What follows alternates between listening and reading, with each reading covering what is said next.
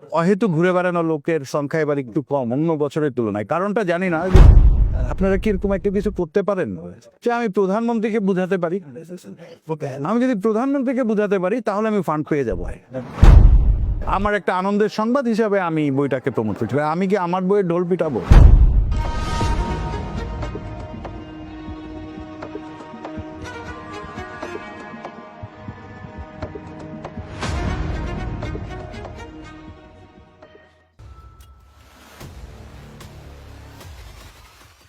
সুপ্রিয় দর্শক ও শ্রোতা, সকলকে স্বাগত জানাই ইত্যাদি গ্রন্থ প্রকাশনের সহযোগিতায় বাংলাদেশ বুক ওয়ার্ক অ্যাসোসিয়েশনের এবারের বইমেলার আয়োজন অমর 21 বইমেলার কথা 2025।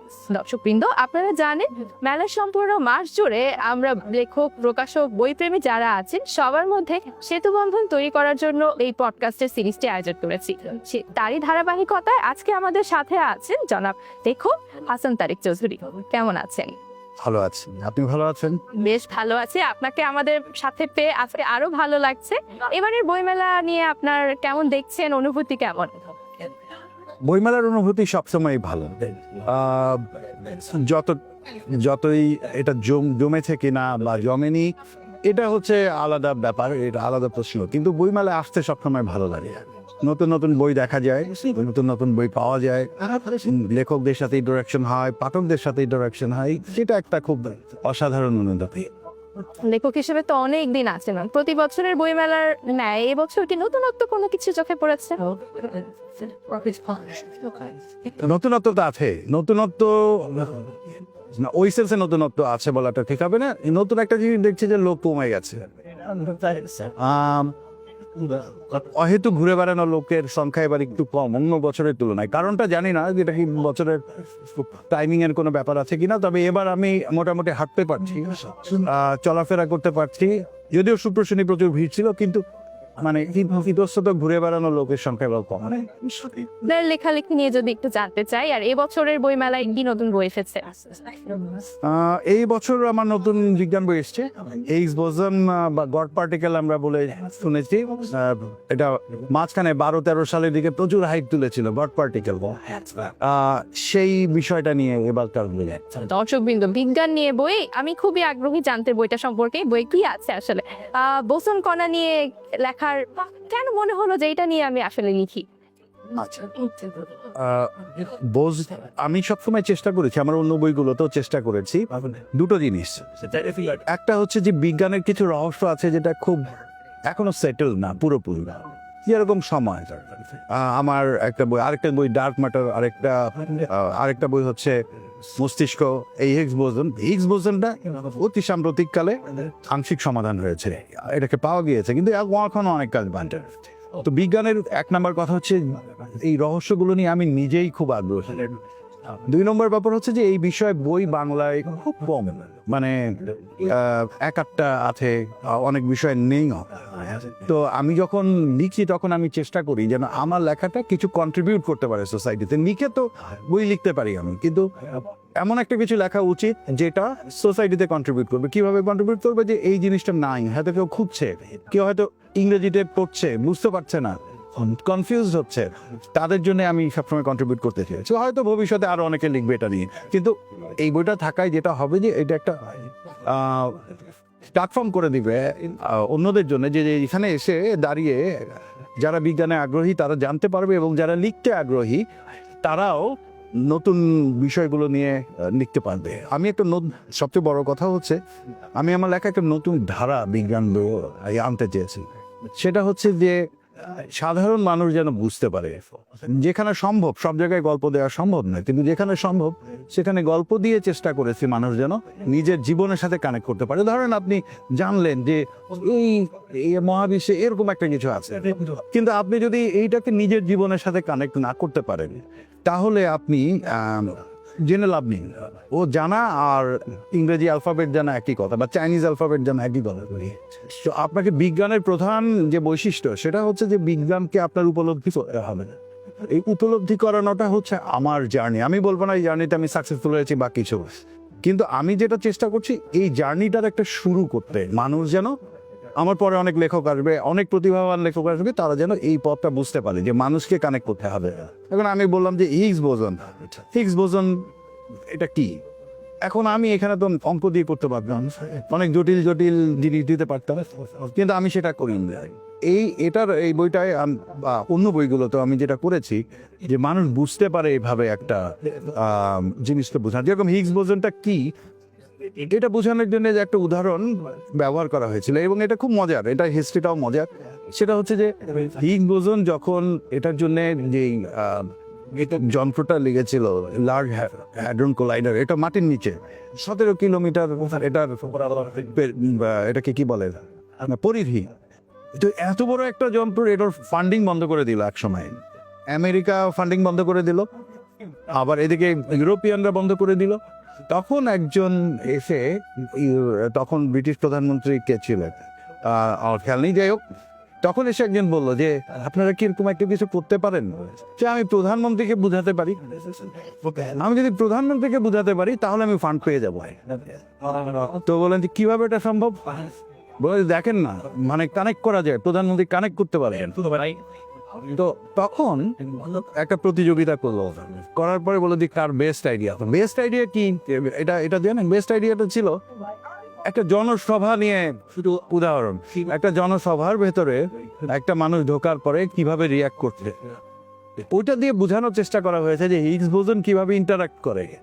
তো বা হিগস বোজন না, আসলে ব্যাপারটা হবে হিগস বোজন হচ্ছে হিগস ফিল্ডের প্রমাণিত। যাই হোক, এই টেকনিক্যাল বিষয়ে যাব না, বই পড়লে হয়তো বা বই পড়লে জানা যাবে। আমার একটা সম্পূরক প্রশ্ন আছে যে এরকম একটা, যেটা সচরাচর আমরা দেখি না, রেয়ার ফিকশনই সবাই আসলে লিখতে, অনেকে, আমিও নিজেও পছন্দের পড়ার ক্ষেত্রে যদি কিছু হয় হয়তো সহজত ভাবে ফিকশনই, মানে নন ফিকশন বা ফিকশনই পড়বো। তো এই ক্ষেত্রে এই বইগুলোতে আসলে একাডেমিক যারা, তারা ছাড়া খুব একটা আগ্রহ কম পাওয়া যায়, বা আগ্রহটা বাড়াতে আমরা কি করতে পারি?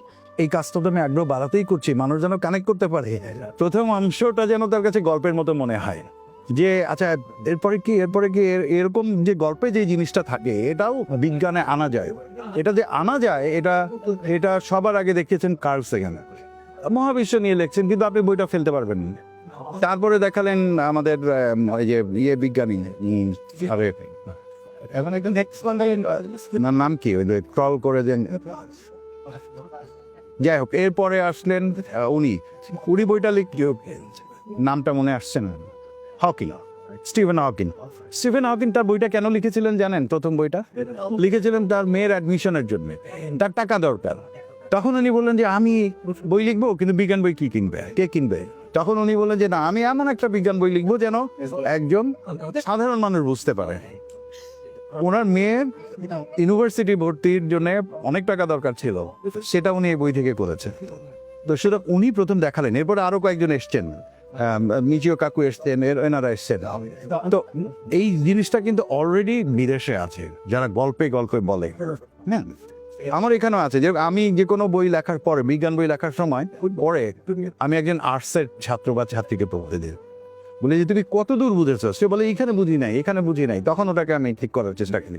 এইটার কারণ হচ্ছে যে ও যদি বুঝতে পারে, তাহলে যা সামান্য একটু বিজ্ঞান ব্যাকগ্রাউন্ড আছে সে আরো ভালো বুঝবে। তো এই জিনিসগুলো, এটা আসলে একটা, আমি বলবো যে একটা জার্নির শুরু।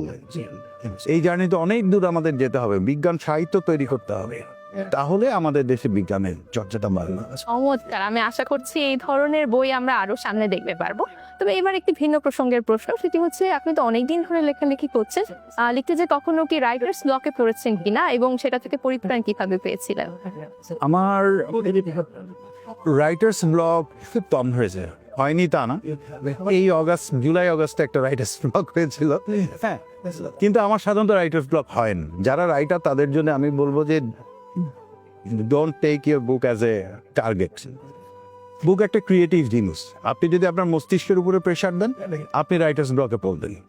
আর আপনি যদি নিজের মস্তিষ্কে কোনো ওপেন খোলা জানালা রাখেন, তাহলে পড়বেন না। যেরকম আমার যখন লিখতে ইচ্ছা করেন না, বা আমি দেখি যে না, আমি যেরকম চাচ্ছি হচ্ছে না, তখন আমি বাইরে চলে যাই, কোথাও ঘুরতে চলে যাই, সুন্দরবন যাই, খাগড়াছড়ি যাই, ঘুরে টুরে আসতে দেখি আবার হয়ে যায়। সো রাইটার ব্লকটা হয় অনেক, কিন্তু যারা মনে করেন যে হ্যাঁ আমি এটা বিখ্যাত রাইটারদেরও হয়েছে, কারণ তারা একটা টার্গেট নিয়ে আমি এটা শেষ করবো, আমি এটা শেষ করবো, it's my job, it's not your job, it should be your hobby, writing should be your hobby.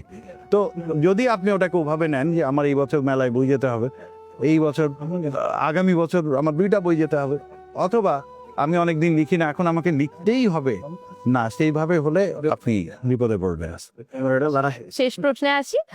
আমাদের এখনকার সময় দেখা যাচ্ছে যে অনলাইন প্ল্যাটফর্মগুলো আসলে খুবই জনপ্রিয়তা পেয়েছে। তো লেখক হিসেবে নিজের বইকে সবার সামনে নিয়ে আসছে বা তুলে ধরতে সোশ্যাল মিডিয়ার ব্যবহারটা কিরকম হওয়া উচিত আপনার মনে হয়? এটা খুবই ট্রিকি কোশ্চেন। প্রথমত সোশ্যাল মিডিয়াকে অস্বীকার করার কোনো উপায় নেই, তবে লেখকের নিজের বই প্রমোট করাকে আমি ব্যক্তিগতভাবে সমর্থন করি না।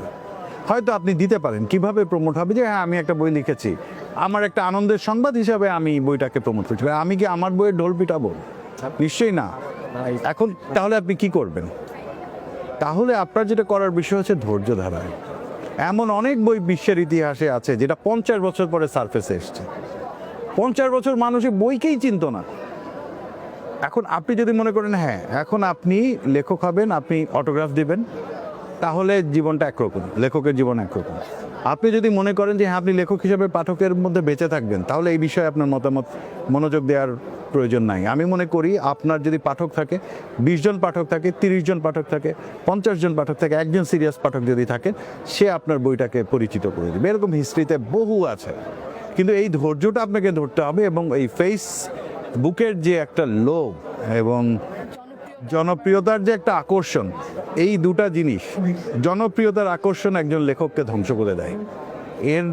এর প্রমাণ আমাদের দেশেই আছে, সেটা আমি বলতে চাই না, কিন্তু যেই মুহূর্তে আপনি জনপ্রিয়তার দিকে আগ্রহী হবেন, সেই মুহূর্তে আপনার লেখক সত্তা ধ্বংস হয়ে যাবে। সেটা শুধু লেখক না, আপনি যদি গায়ক হন, আপনি যদি আর্টিস্ট হন, আপনি যাই হন না কেন ক্রিয়েটিভ জিনিসে, আপনি দেখবেন সবচেয়ে সাকসেসফুল আমাদের দেশে ধরেন SM সুলতান, সাকসেসফুল একজন আমার এই মানের ওনার জেনারেশনে তো আর কেউ নেই। উনি কি করতেন? উনি কি জনপ্রিয়তা খুঁজতেন? না, উনি যেভাবে থাকতেন ওনাকে দেখলে বিশ্বাস হবে না। তো আপনি খুঁজে দেখবেন যে যারা সত্যিকার অর্থে প্রডিউস করেছে সমাজের জন্য কিছু, বা সাহিত্যের জন্য, শিল্পের জন্য, তারা সত্যিকার কখনোই জনপ্রিয়তার পিছনে ছোট না। অসংখ্য ধন্যবাদ। আপনার সাথে আমরা বেশ কিছুক্ষণ খুব সুন্দর সময় কাটালাম। আপনাকে অনেক ধন্যবাদ আমাদের আজকের আয়োজনে আসার জন্য। সুপ্রিয় দর্শক মণ্ডলী, আপনাদেরকেও জানাই কৃতজ্ঞতা এতক্ষণ ধরে ধৈর্য সহকারে আমাদের সাথে থাকার জন্য। আপনাদেরকে আরো বলবো যে আমাদের সাথেই থাকুন পুরো বইমেলার মাস জুড়ে। সে পর্যন্ত বই পড়ুন, বইয়ের পাতায় স্বপ্ন খুঁজুন। দেখা হবে পরবর্তী এপিসোডে পরবর্তী কোনো অতিথির সাথে।